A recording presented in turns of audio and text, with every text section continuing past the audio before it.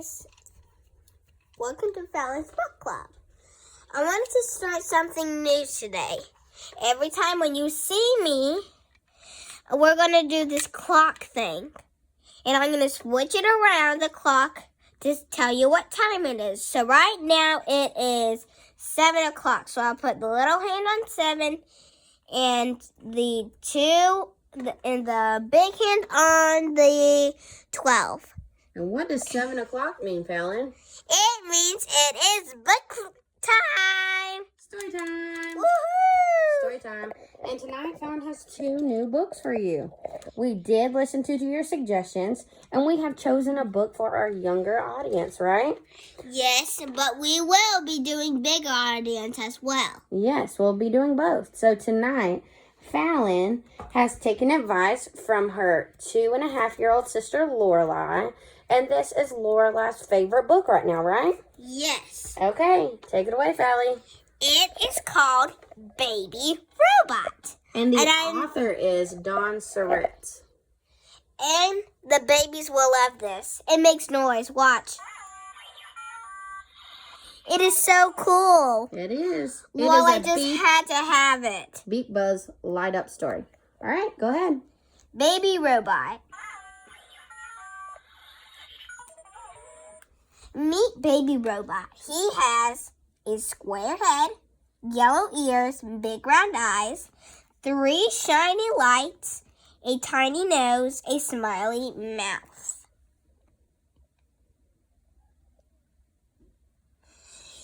A heart that shows how he feels, bendable arms, long legs, and a really fun sound. Hello, Baby Robot.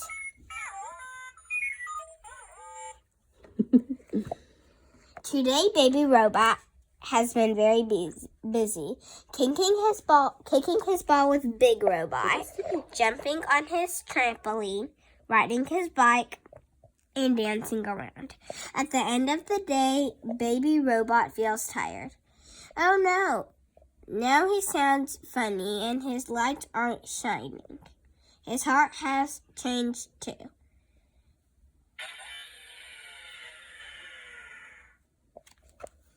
Baby Robot tells Big Robot about his problem. I've lost my noises and my shiny lights, he says. He sighs. Yep. My car has lots of bright lights. I want to be cool like that. You are cool, says Big Robot. Baby Robot sees Big Robot's phone. Your phone makes amazing sounds, he says. I want to be amazing too. You are amazing, says Big Robot.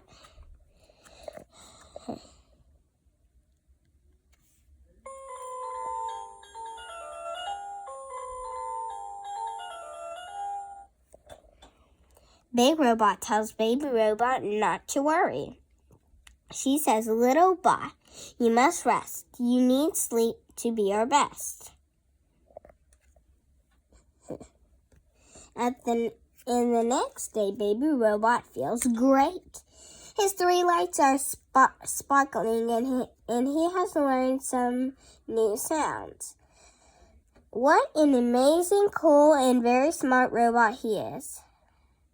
I light up and beep now that I had my sleep.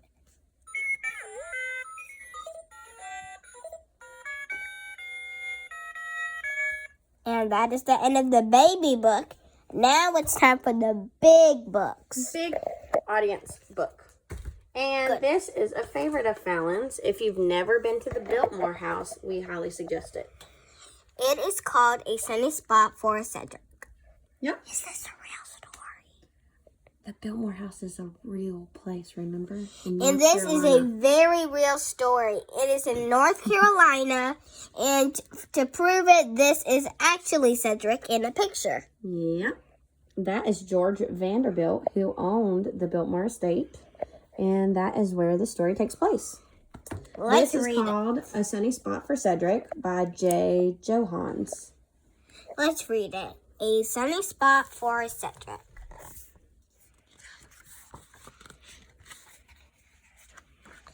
Cedric was a big puppy who lived in a big house. He was the biggest It was the biggest house in America, and it was called Biltmore. One day, Cedric rushed out the doors of the big house. He was full of energy and ready to play. The first thing he did was run around barking at the lion statues that stood guard on the steps. Ruff, ruff, ruff, ruff.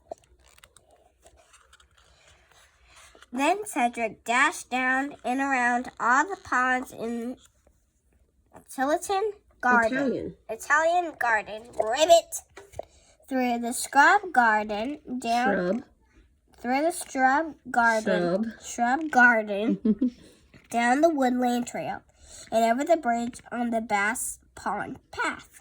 Flutter, flutter.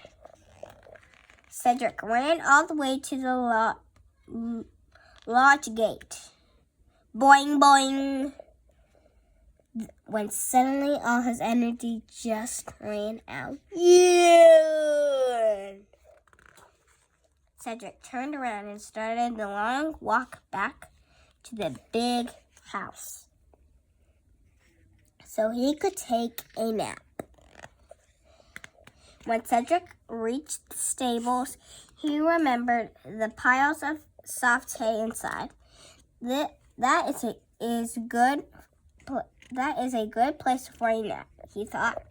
Just as he was getting comfortable, Miss Vanderbilt's horse Jet trotted in. Hey, you can't sleep in my dinner, Jet told him. Nay, nay. Cedric went into the big house and peeked into the kitchen. Maybe he could curl up in front of the nice warm stove. But on the way there, he accidentally startled the cook. Cedric, she hollered, go find somewhere else to be. Crash, clatter, eek! Next, he tried the bowling alley, but the floor was too slippery to get comfortable. Whoops!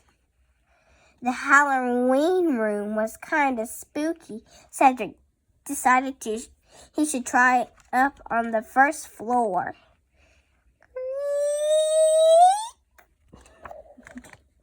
Cedric didn't even try to sleep in the grand banquet hall because it was so big that every noise echoed. And the billboard room certainly wasn't any quieter. Boink! Cedric was so sleepy now that he was sure he could sleep anywhere, even on the cold marble floor of the winter garden. But not while the butler was watering the plants. Splash! It is a big house with a lot of rooms, Cedric thought. Maybe I can find a cozy place on the second floor. Looking into the finest guest bedroom, Cedric thought he found a nice bed, but it rocked too much when he tried to climb it. Swing! Cedric went into his owner's bedroom, but George Vanderbilt's bed was too high to jump on, and Edith Vanderbilt's bed was too low to crawl under.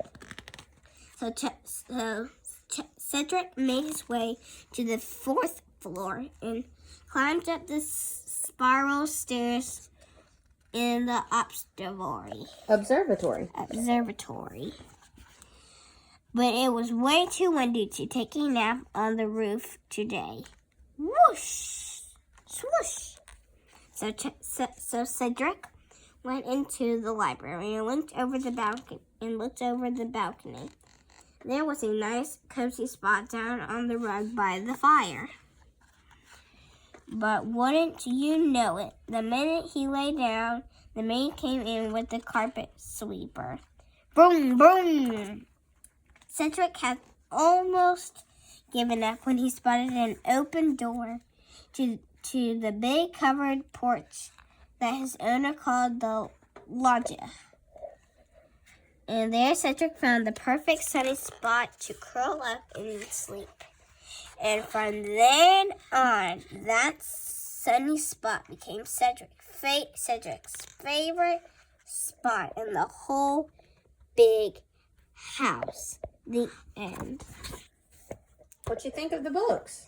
I think it was good, but I think that they should have taken out the picture and put like a drawing in like it did all the other pages. Oh, you didn't like that the last page was an actual photo. You wanted a drawing. You see, it's a photo of the dog, and he's all grown up now. Yeah.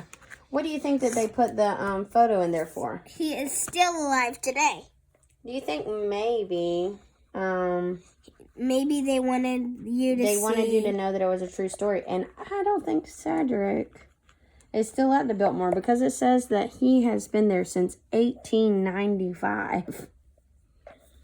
He was a St. Bernard. All right. Well, thank you guys for joining Fallon's book club tonight. And hopefully you can come back tomorrow and hear our next story, right? And what time should they be back tomorrow, Fallon, if they want to hear a story time? At 7 o'clock, right on the dot. 7 o'clock, right on the dot. We'll see you tomorrow. Bye. Bye.